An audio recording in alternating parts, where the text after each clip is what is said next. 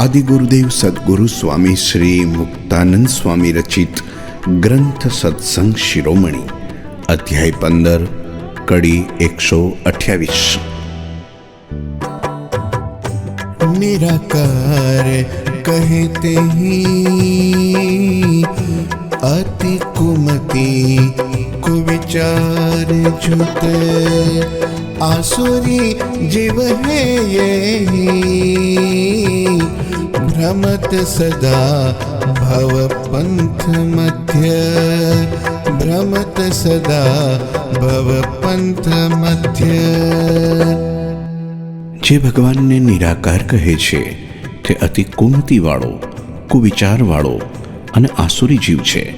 તે આસુરી જીવ સદાને માટે ભવભટકણમાં જ ફર્યા કરે છે।